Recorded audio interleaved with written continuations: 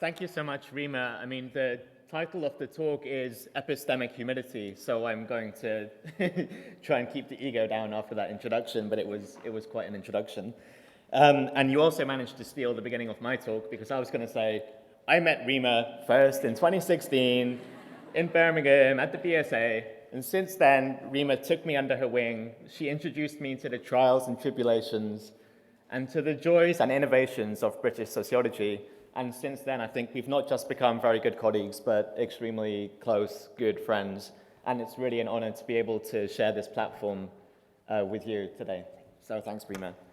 And also, as Rima said, this has been, at least in my experience, one of the most exciting BSA conferences that I've ever been to. And I think I've heard a lot of other people saying that as well. So I'm really looking forward to carrying on this conversation with everyone after this talk, either in the Q&A or if you catch me afterwards, I'd be really interested to carry on the conversation. In this talk, I'm going to focus on a threefold argument. So firstly, I'm going to argue that we need to continue the project of thinking through alternative histories of sociological thought. But notice here that I'm talking about sociological thought. I'm not necessarily talking about the thought of sociologists. So secondly, my argument is that we need to emphasize the boundaries that exist between sociology, sociologists, and studies of the sociological. And then lastly, having admitted that there are boundaries between sociology, sociologists, and the sociological, I'm going to call for a listening sociology, a sociology which, as a discipline, listens to the sociological thought produced by wider, so-called non-academic social and political movements, organizers, and organizations. So from its beginnings as a discipline, there has long been a recognition that sociology can play a role in creating a more just world system. Echoing the likes of Du Bois and Patricia Hill Collins, Bonilla Silva goes as far as saying that sociology would actually be meaningless if it were not related to the wider politics of social transformation. However, for sociology to be properly engaged in the wider social universe, it can't just be what we can call a gifting sociology, a sociology that shares its analyses with wider publics. It also needs to be a sociology that listens to those who aren't employed on university payrolls. And of course, I don't think that this is an especially peculiar position to hold, given that historically, sociologists have been receptive to these multiple flows of knowledge. In order to illustrate such flows, and as a means of an introduction to my talk, I'm going to use a quick example from W.E.B. Du Bois and his intellectual work as it interlocked with other sociological interventions and reverberated throughout the world system at large. So many of you will know that Du Bois passed away in Ghana on the 27th of August, 1963. Maybe you didn't know the date, but you knew he passed away in Ghana. This was a day before the March on Washington, where Martin Luther King Jr. made his infamous "I Have a Dream" speech. In fact, if you go to the digitalized Du Bois archives held by the University of Massachusetts Amherst, you actually see that there was a relationship which was developing between MLK Jr. and Du Bois, including, for example, King asking Du Bois to help him with bail payments after he and some of his students got arrested for campaigning against the segregation of public libraries. 5 years after the March on Washington, in 1968, Martin Luther King actually spoke at Carnegie Hall, as you can see here, in a speech called Honoring Dr. Du Bois, and it was to mark the 100th anniversary of Du Bois's birth. In this speech, MLK mentioned Du Bois's work, such as his suppression of the African slave trade, which was his PhD, and also his Philadelphia Negro, which many of you will know if you're interested in the history of ethnographic sociology. And he argued that such works filled an immense void that existed in scientific research into structural racism. But what I found really interesting about this speech from MLK was when he singled out one particular piece of Du Bois's work, Black Reconstruction, an amazing piece of historical sociology which retells the history of the Civil War and the Reconstruction era through the lens of Black insurgency and agency. And so I'll quote King at length here in terms of what he said about this piece of historical sociology. White historians had for a century cruelly distorted the Negro's role in the Reconstruction years. It was a conscious and deliberate manipulation of history, and the stakes were high. The Reconstruction was a period in which black men had a small measure of freedom of action. If, as white historians tell it, Negroes wallowed in corruption, opportunism, displayed spectacular stupidity, were wanton, evil, and ignorant, their case was made. They would have proved that freedom was dangerous in the hands of inferior beings. One generation after another of Americans were assiduously taught these falsehoods, and the collective mind of America became poisoned with racism and stunted with myths. By contrast to this dominant history of the Reconstruction era, which was being told by white historians, King asserts that Du Bois confronted this powerful structure of historical distortion and dismantled it. He virtually, before anyone else and more than anyone else, demolished lies about Negroes in their most important and creative period of history. The truths Du Bois revealed, King argues, are not yet property of all Americans, but they have been recorded, and they arm us for our contemporary battles. Note, to repeat the end of this sentence, King is talking about a book of historical sociology, Black Reconstruction, and he's saying it's arming us as anti-racists in the contemporary battle against racism. Indeed, Black Reconstruction was also on this reading list here, which is the reading list of the Black Panther Party, which got released in 1968. It appeared alongside texts such as Kwame Nkrumah's I Speak of Freedom, published in 1961. 1961 also being the year that Du Bois arrived in Ghana, having been given refuge by Nkrumah himself. So in this text, I Speak of Freedom, Nkrumah mentions how for centuries, Europeans dominated the African continent, the Europeans robbed the continent of vast riches, and inflicted unimaginable suffering on the African people. It is clear, Nkrumah says, that we must find an African solution to our problems, and that this can only be found in African unity. Divided we are weak, united, Africa could become one of the greatest forces for good in the world. Although most Africans are poor, our continent is potentially extremely rich. We have in Africa the paradox of poverty in the midst of plenty, and scarcity in the midst of abundance. Now, interestingly enough, this notion of an Africa united, not just politically and in terms of sovereignty, but also in terms of economics and trade, this is precisely what Du Bois had advised to Nkrumah in 1957 upon Ghana's independence. So as you can see in a letter that he wrote to Nkrumah here, once again, which you can find in the archives, he said that Ghana must be the representative of Africa. All the former barriers of language, culture, religion, and political control should bow before the essential unity of race and descent. The consequent Pan-Africa, working together through its independent units, should seek to center standing between Europe and Asia, taking from and contributing to both. He says Pan-African socialism will no longer consent to permitting the African majority of any African country to be governed against its will by a minority of invaders who claim racial superiority or the right to get rich at African expense. So, I know I said it was an introduction, but it did go on for a tiny bit, but it was deliberate. And the reason why is because I wanted to start with this story to highlight how there is a particular history of sociology which many people in this room are working on and many other people in this room are aware of, and it's a history that I want to very briefly repeat. There is a history of sociology in which the practitioners of the discipline were publicly engaged. But public engagement to these intellectuals did not just mean that they wrote op-eds in newspapers. It didn't mean that they went to demonstrations and spoke at rallies. As valuable as that work is, it also meant something else. So as you see with Du Bois, for example, the public sociology involved multiple flows of knowledge, from the sociologist to wider social movements, as well as from the social movements and its organizers back to sociology itself.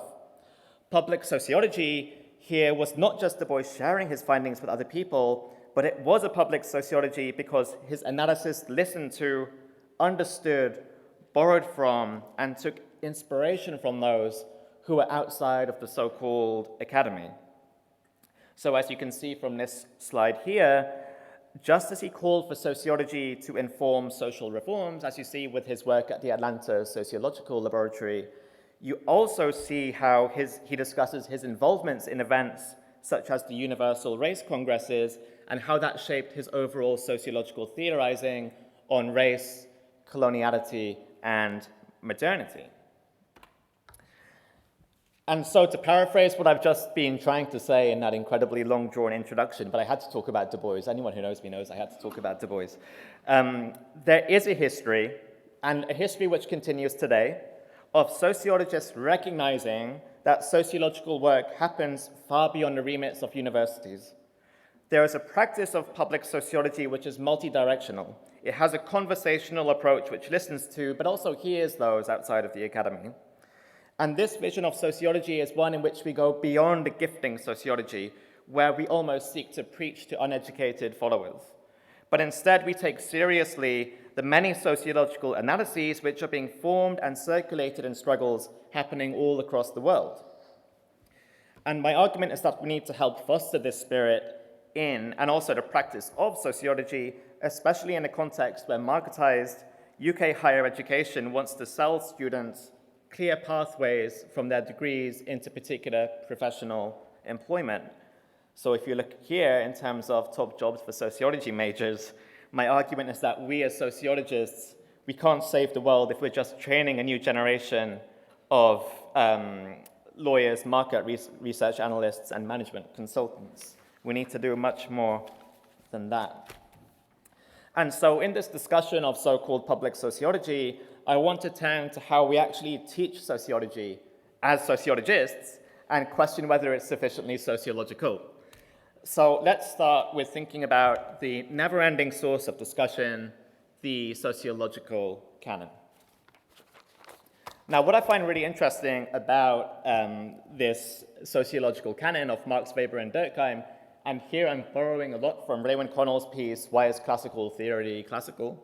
What I find really interesting is that by constellating a sociological canon around Marx, Weber, and Durkheim, and even if you want to add Du Bois, if you're being really radical, even if you add Du Bois, instructors of sociology all across the world are actually doing something implicitly, really implicitly radical. And the reason I say that is because in many cases, and in many cases unknowingly, they're contributing towards a partial undisciplining of sociology itself. Because the dominant vision of sociology, if the dominant vision of sociology is one where the founding figures are Marx, Weber, and Durkheim, then we're actually admitting that there are significant porous boundaries that exist between sociology and other disciplines that those three authors stretched across, whether it's philosophy, political economy, anthropology, history, or theology. Furthermore, by building a canon around Marx, Weber, and Durkheim, there is also a recognition that there is a difference between what we have defined as being sociological and the work of actually employed sociologists.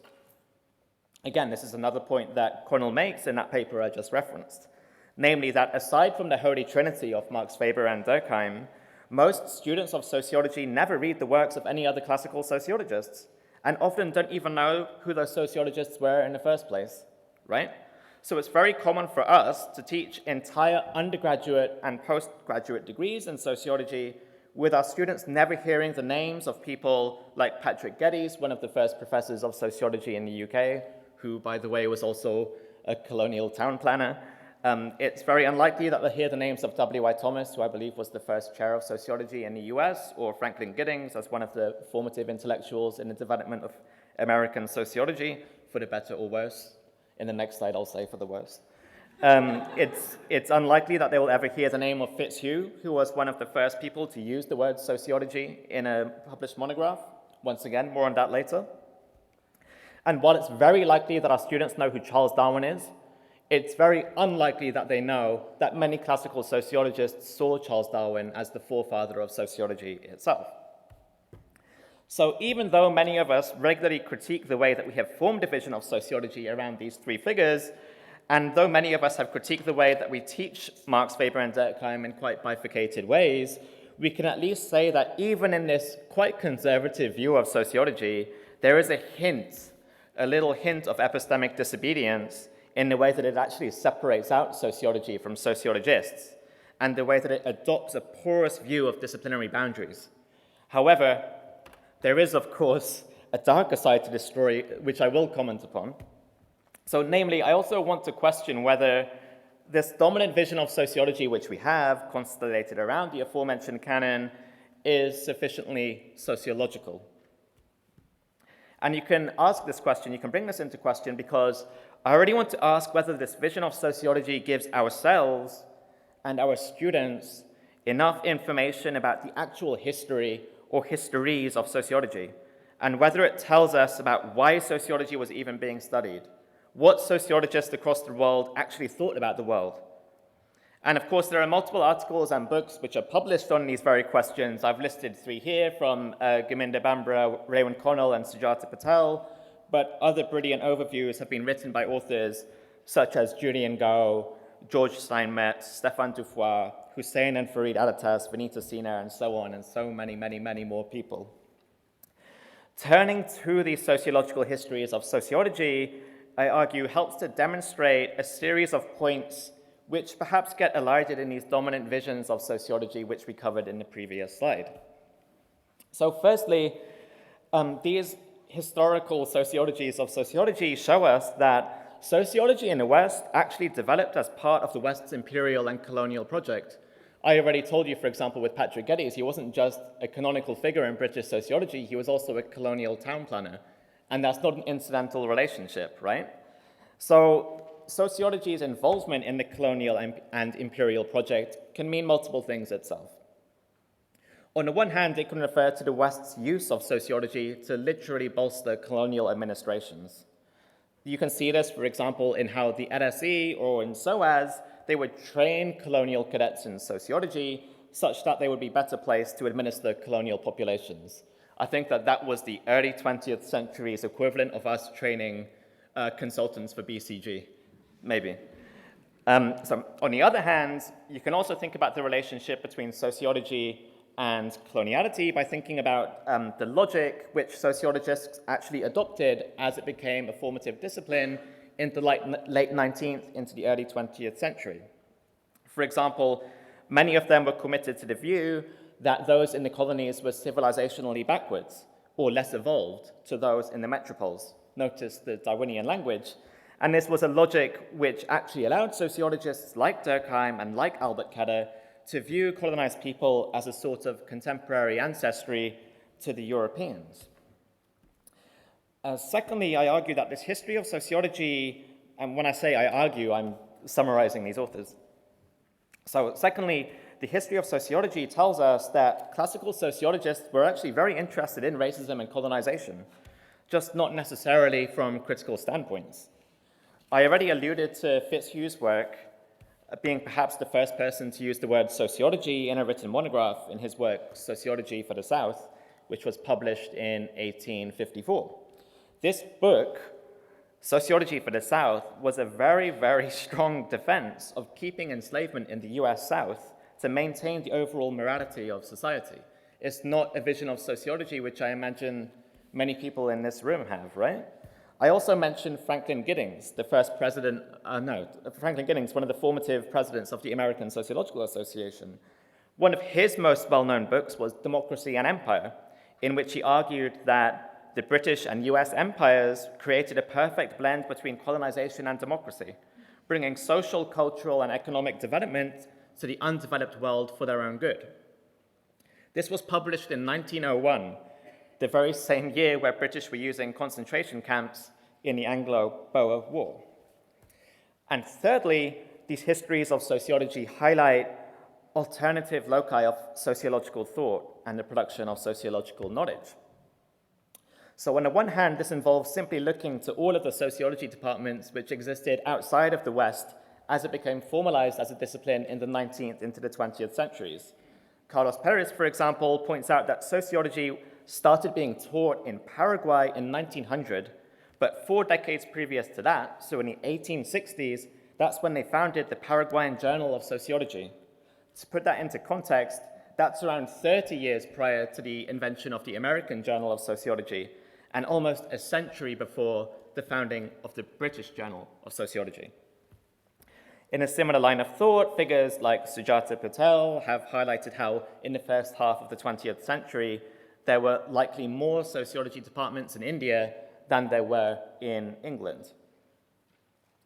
And through this recounting of this history of sociology, sociologists have pointed out that there have been many figures who, at the same time as sociology was being institutionalized across universities, they were not necessarily employed as sociologists, but they were reflecting on similar sociological questions and doing critical social theorizing. So in hindsight, we could potentially start thinking about them as producers of sociological thought, even if they were not necessarily employed in universities as sociologists.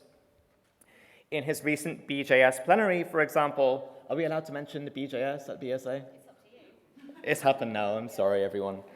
In his recent BJS plenary, for example, Julian Go turned to the writings of figures such as Mabini and Rizal in the Philippines, Maria de Hostos in Puerto Rico, Fanon and Suzanne and Amy Césaire in Martinique to show how each of them, in their advocating of anti-colonialism, themselves developed anti-colonial social theories which cut to key sociological problems, such as the definition of society, the relationship between cultural and political economy, and the possibility of social change in social structures which tend to reproduce themselves quite easily. Likewise, in Sujata Patel's recent Anti-Colonial Thought and Global Social Theory, she highlights how anti-colonial social thought as an analytical and also philosophical ecosystem of ideas stretching back over 400 years very much fits the criteria for sociological theorizing in the way that it maps and interprets ideas and actions that have emerged in the political struggles of the colonized peoples against capitalist colonialism's material exploitation, ideologies, and practices, and how it collates, catalogues, and analyzes the subjective experiences of being dominated by colonial and imperial economic, social, political, and cultural institutions, policies, and rules. Harking back to an earlier provocation, therefore, we see how once we have an understanding of the difference between the sociologists and sociology, we gain a deeper understanding of how sociological analysis flourishes in multiple areas of social space. And this leads me to encourage us to move away from the idea that employed sociologists, or Hugo calls card-holding sociologists, have a monopoly on the sociological. And again, I don't think that this is a particularly novel insight. And ironically, it's an insight that actually canonical sociologists were making themselves. So in 1959, C. Wright Mills didn't call it the sociologist's imagination, and he didn't call it sociology's imagination. He called it the sociological imagination, right?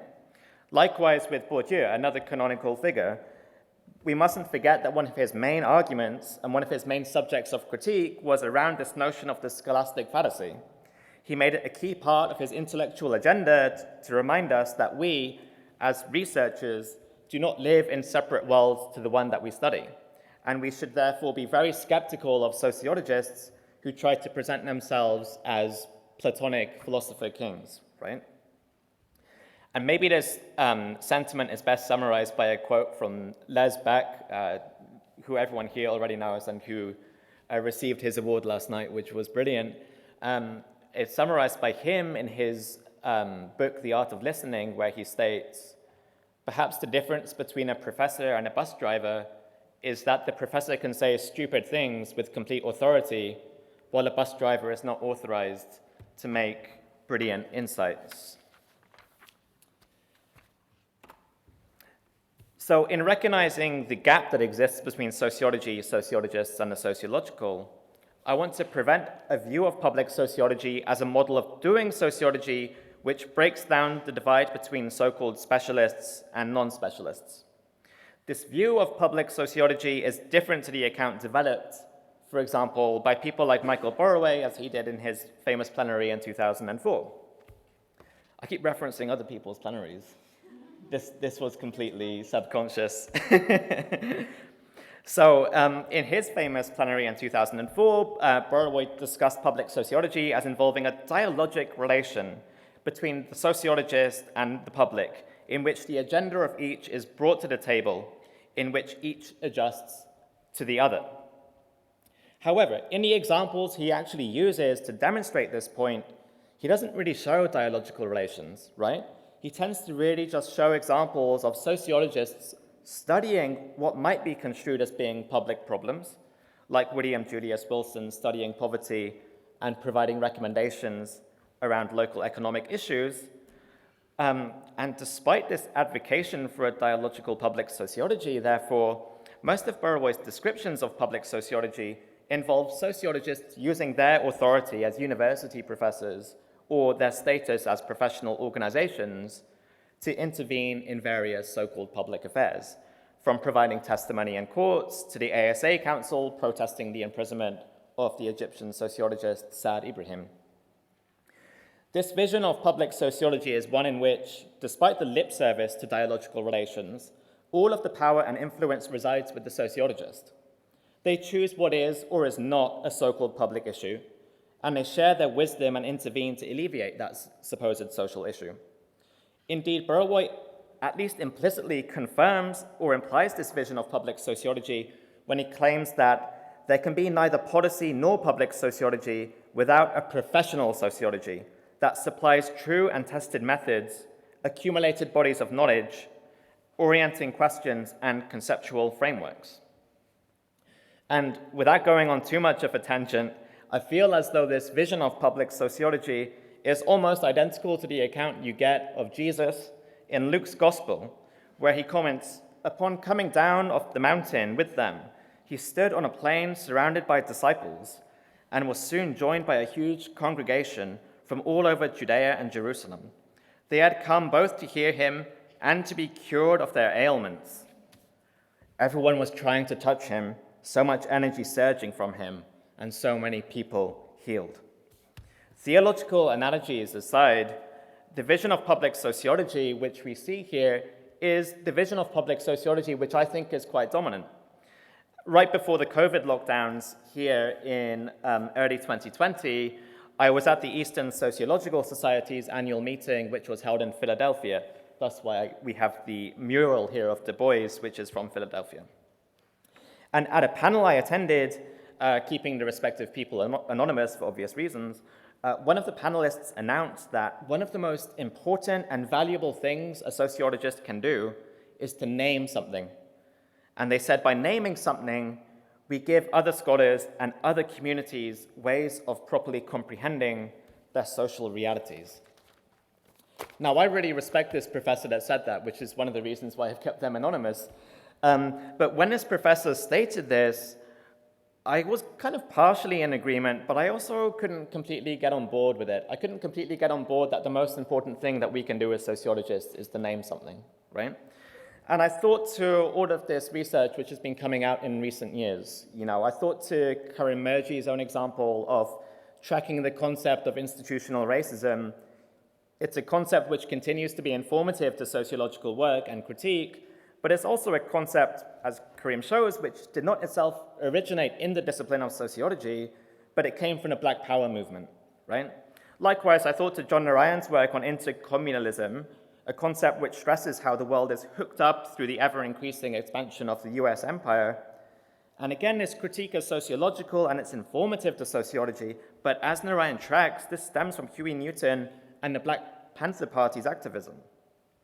I thought to Maria Meiss's work on the housewifeification of labor, a concept used to analyze how capitalism relies on those unregulated spheres of production and reproduction, but itself, again, being a concept which derived from the wages for housework movement. And again, I thought of Priyam Gopal's Insurgent Empire and a concept of colonial fascism, a concept which helps us to link European fascism with European coloniality, and again, showing how this concept didn't derive from social scientific professionals, but it came from activist groups such as the International African Friends of Ethiopia. In other words, I thought of multiple examples of concepts which are essential, at least in my view, for contemporary sociological analyses, but concepts which themselves derived from outside of sociologists' work. And with this in mind, I want to turn to looking through some examples of contemporary social and sociological theorizing happening outside of the university and the ways that it can inform contemporary sociology and sociologists' work.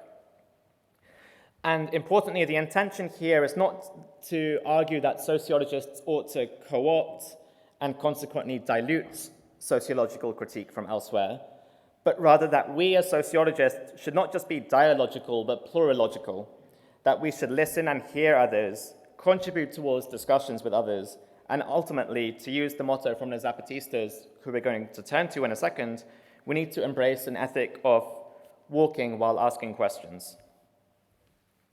So I want to spend this next part of the talk thinking through some themes about what shape a listening sociology would take and the directions, social problems, and questions it could be further oriented around. And in particular, I will look at how social movements, organizations, and activists, focusing largely on the Zapatistas, have theorized the connections between local histories and global designs, providing meaningful sociological analyses of capitalism, abolition, nationalism, and bordering, analytical sociological analyses and theories that we ought to take seriously, not just as topics for sociological study, but as theories which are formative to sociology and social theorizing in general. So I start with this notion of local histories, global designs, using the language that many of you might be familiar with, coming from people like Walter Mignolo, who himself is engaging with people like Gloria Anzaldúa, and so on and so forth. And it's a concept which, among many things, allows us to think about how the global structure of coloniality is lived and breathed, but also fought and resisted across different local contexts. Perhaps at a very elementary level, it's a concept which is used to stress the planetary connections which exist alongside local differences and particularities. And I'm going to look particularly at how the Zapatistas have worked with this notion in their own struggles, looking at their theory of neoliberalism as a fourth world war. And for those of you who don't know, very, very briefly, the Zapatistas emerged in 1994 in eastern Chiapas, Mexico, as a largely indigenous-led social movement who have since then been reclaiming land from the Mexican state whilst also involving themselves in international struggles. So as I said, a central social theory of the Zapatistas, as I just alluded to, is this understanding of neoliberalism as a fourth world war on humanity, the third world war being the Cold War. Central to their theory, as explicated by Subcomandante Marcos in his speech, The Fourth World War Has Begun, is that this world war involves 7 components.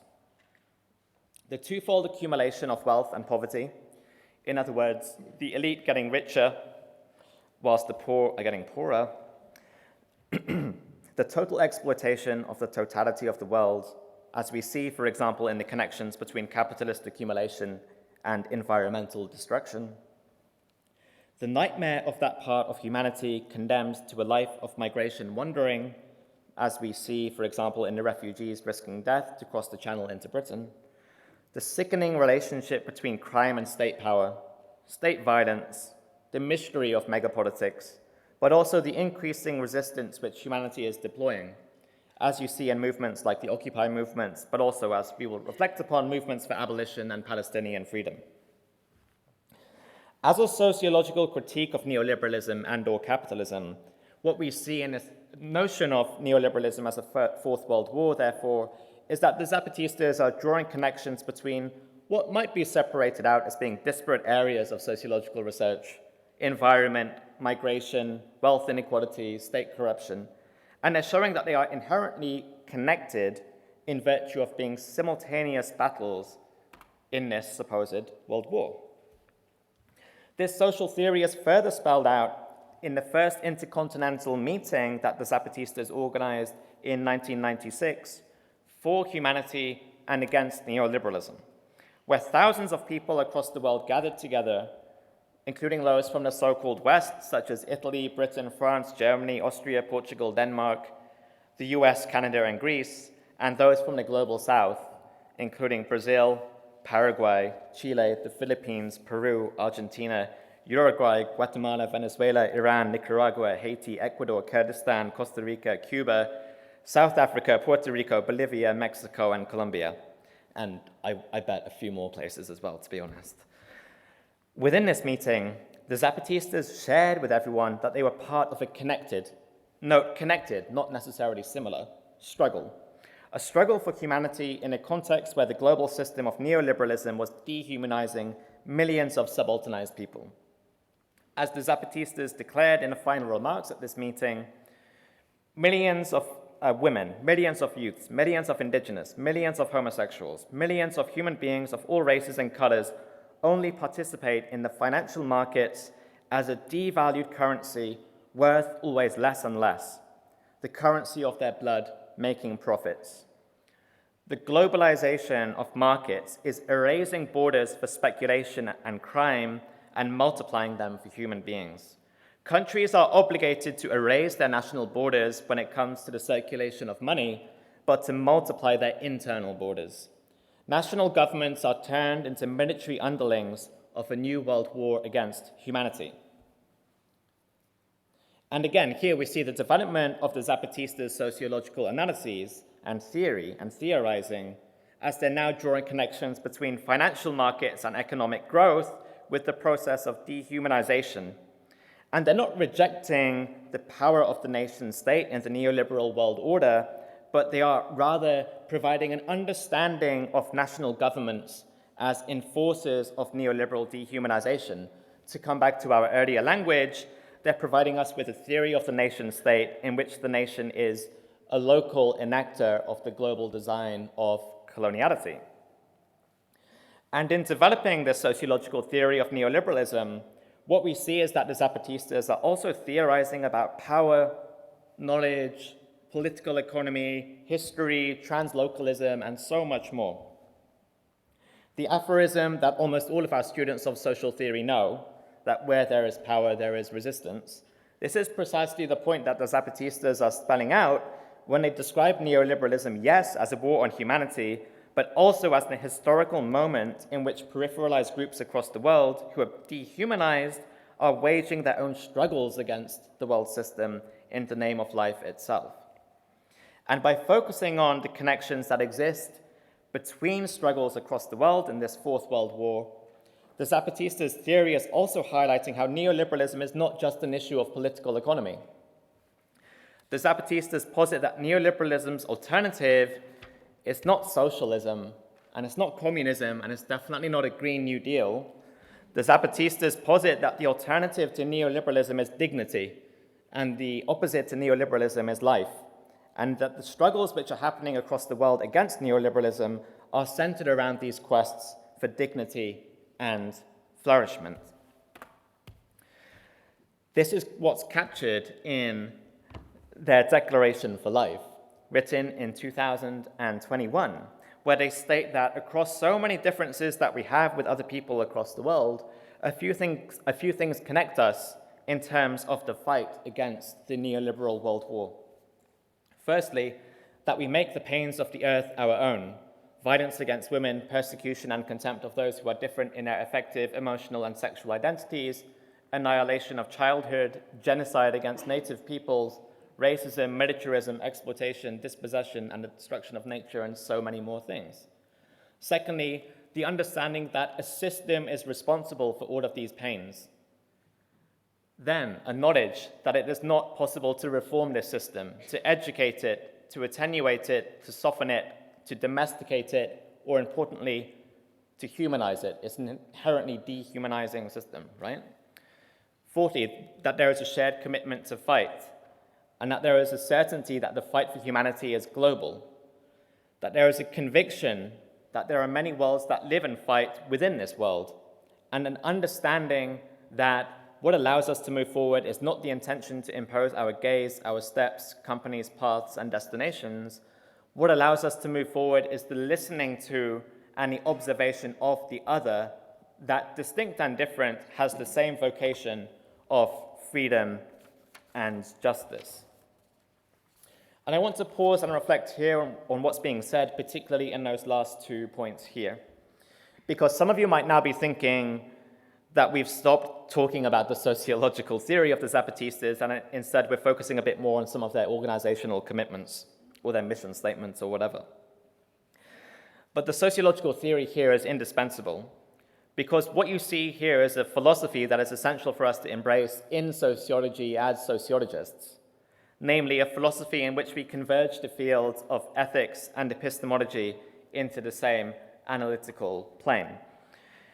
Ethics and epistemology are converged here because we see a practical commitment from the Zapatistas to not universalize one's view of the world, but instead to recognize that there are many worlds that live and fight within the world, and that the aim is not to impose our steps, companies, paths, and destinations onto others, but instead to work horizontally with others struggling for freedom and justice, and to build connectors between struggles rather than to flatten them out. And importantly, through this ethical commitment to horizontal theorizing and activism, this ethical commitment to build connections between freedom struggles, which is consequently, I would argue, an epistemic commitment of the rejection of universality, we see an essential sociological lesson. Namely, the Zapatistas are showing us that the act of building connectors between struggles itself is an act which necessarily involves or potentially constitutes sociological theorizing. Put more plainly, building connections between struggles is a site of sociological analysis, and it is a site of doing sociological analysis. It involves sociological theorizing because it necessitates that we understand the mechanisms or processes by which events or struggles happening across different spaces or times relate to one another in a non-hierarchical way. They necessitate us to analyze how a given social structure can stretch across time and space, perhaps even evolving or mutating in this stretching. And before concluding this talk, I'll quickly turn to a couple of concrete examples of how this connection building as sociological theorizing works.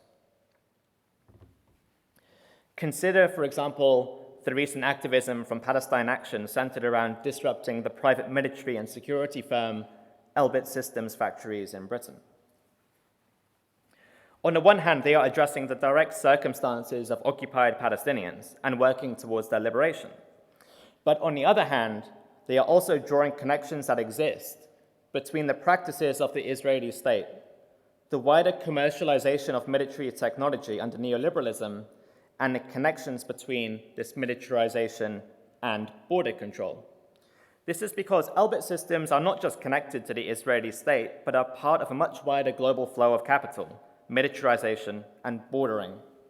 Britain's Maritime and Coast Guard Agency have contracted Elbit Systems to protect the border from so-called illegal migration. Elbit Systems also provide military equipment to the EU in the form of drones to patrol the border in the Mediterranean, and they have 55 fixed towers in southern Arizona to protect the US border. On the same theme of the US and the EU, the US, through the FBI and through military bases, as well as the EU via its border agency Frontex, provide military and border technologies in Niger to prevent migrants from Chad moving where mobility into the EU and US becomes easier. Just south of Niger in Nigeria, since 2013, Elbit have also had a contract with the Nigerian government to spy on radical left-wing activists. So when Palestine Action take direct action against Elbit Systems, you actually see them social theorizing through their actions and through their practical activities and through their activism as they show the inherent connections that exist between various social processes and projects of exploitation. And of course, we see that part of this theorizing focuses, therefore, on the connections between all of these technologies of militarization, of securitization, of occupation, and financially profitable border control. You see the relationship between all of that with the regulation also of internal borders. And this is the very point that the Zapatistas were making in 1996 when they noted a paradox in neoliberalism that countries are obligated to erase their national borders when it comes to the circulation of money, but to multiply their internal borders at that very same time. So as pinpointed by movements like the Zapatistas or Palestine Action, and as listened to by authors such as Avia Sarah Day and Shanice Octavia McBean, or Angela Davis, Gina Dent, Eric Miners, and Beth Ritchie, there are direct links between increasing militarization of borders with the increasing carceral logics deployed to those within the nation state itself. Further clarifying this with a final example before having my conclusion, I will briefly remark on how this has played out with the Black Lives Matter protests over the past 10 years. So as explicated by Angela Davis, since 2014, Black Lives Matter has become synonymous with progressive protests from Palestine to South Africa, from Syria to Germany, and Brazil to Australia. But as Davis clarifies, BLM was not just becoming synonymous to progressive protests across the world, it was also drawing explicit relations between the US's internal systemic racial structure and the coloniality being enacted across the world system at large. Consider, for example, Davis's discussion of the connections between violence towards Palestinians with the police brutality being used to maintain the racial order in the United States. As Davis comments on the Ferguson BLM protests in 2014, Palestinian activists noticed from the images they saw on social media and on television that tear gas canisters that were being used in Ferguson were exactly the same tear gas canisters that were being used against them. As a matter of fact, a US company, which is called Combined Systems Incorporated, stamped CTS on their tear gas canisters. When Palestinian activists noticed these canisters in Ferguson, what they did was to tweet advice to Ferguson protesters on how to deal with the tear gas. There was a whole series of really interesting comments for the young activists in Ferguson who are probably confronting tear gas for the first time in their lives. Expanding on this example, Davis thus comments on the connections between the militarization of the police in the United States, what I would say is a key working of the racialized social system there, and the ongoing proliferation of racist police violence and the continuous assault on people in occupied Palestine, i.e. a key working of coloniality. Recognizing these links, BLM started sending delegates to Lebanon since 2015 to work with Palestinian activists, later reiterating their support for Palestinian liberation in 2020 in the aftermath of George Floyd's murder. This focus on the links between US racism and settler colonialism in Palestine led BLM to focus on, among many things, the sending of police officers in the US to learn from the Israeli military and vice versa via organizations such as the Anti-Defamation League. Thinking beyond the example of Palestine, we can consider how the murder of George Floyd in 2020 also inspired movements for police abolition outside of the context of the United States. Cops Are Flops in South Africa, for example, collated resources for the report Reimagining Justice in South Africa Beyond Policing, and they saw how their analysis of police violence and profitable carcerality was not just an example of fitting US reality onto South Africa, but rather stressed that they were fundamentally having the same conversations in South Africa as they were having in the United States, as they were having in many other geopolitical regions at the same time. Movements like Cops Are Flops therefore highlight how what was happening in the US is happening in the US, but it's also a much wider part of a global conversation around carcerality, racist policing, and struggles for abolition. So moving to my conclusion now, my question to everyone is, are movements like Cops Are Flops, BLM, and Palestine activists, are they not all social theorizing when they see and when they draw connections between their respective struggles? Were Palestine Action in Britain not being sociological or doing sociology when they saw a connection between occupation, militarization, police violence, and imperial bordering? Were Cops Are Flops not being sociological when they construed the fight for abolition in South Africa as being fundamentally the same conversation as the fight for abolition in the United States? Were Black Lives Matter activists not being sociological when they noticed that the police resistance to their protests involved the use of technology being used in the US and other private military firms in other regions of the world? Why do we struggle to see these solidarity or connection-building movements as being sociological, but we're happy to call them radical or activist? Is it because they are doing sociology and letting sociology inform their practical actions, while we might be teaching, for example, sociology and abolition in the classrooms, but not standing against our university's own carceral policies, seen here in Manchester, for example, with the forceful removal of student occupiers, or just down the road in Sheffield, where the university has spent thousands of pounds hiring private investigators to look into student occupiers at that university there. And so in asking these questions, I want to highlight that in the last stage of this talk, I don't construe myself as having moved away from the issues of sociology, sociological analysis, and social theorizing, because I believe that all of these things I was talking about are examples of people doing sociological work despite not necessarily being university students or professors. There have been successive complaints of a crisis of social theory, from Gain and Giddens in the 1980s to Turner and Law in 2009 and 2014, respectively. At the same time, big institutional pressures like REF have encouraged us as sociologists to have an impact on the world. So from multiple sides, we are still presented with a picture of academics as being these Platonic philosopher kings or prophets from the age of ancient Greece. People ought to come to us for counsel, and we are the only people who have true knowledge to transform the world. But perhaps this narrative is completely misguided. Has there really been a dearth of social theory since the 1980s? Or are Giddens and so on just defining social theory as books which are being published by Cambridge University Press, Oxford University Press, and so on? When REF or the ESRC talk about impact, do they consider at all the fact that sociological knowledge doesn't just move from employed academics to an outside audience, but also through, between, and within employed academics and wider social movements? So my conclusion is, just as Bob Dylan said, you don't need a weatherman to know which way the wind blows, I would assert that you don't need a sociologist to tell you what does or does not qualify as sociological analysis. In fact, embracing epistemic humility might be the only way to maintain the relevance and, more importantly, the applicability of our discipline in the coming decades. So I conclude with a set of open questions. If our priority is critical social theorizing, can we even be critical if we only engage with other university employees? If we advocate for public sociology but only think about the flow of sociological knowledge from sociologists to wider publics, is this really public sociology at all? Or is it sociology parading towards a hopeful universalism? And lastly, if sociologists and the structure of sociology is to embrace epistemic humility, might we find that the issues currently plaguing academic knowledge production is not just disciplinary boundaries, but the very boundaries of so-called specialist and non-specialist knowledges itself?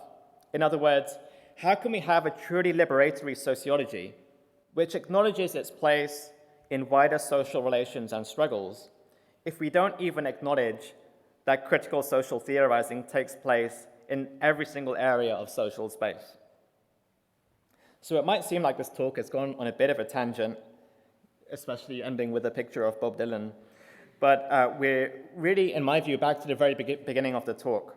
There is so much more to sociological thought than just what sociologists do and what is contained in the narrow definition of sociology.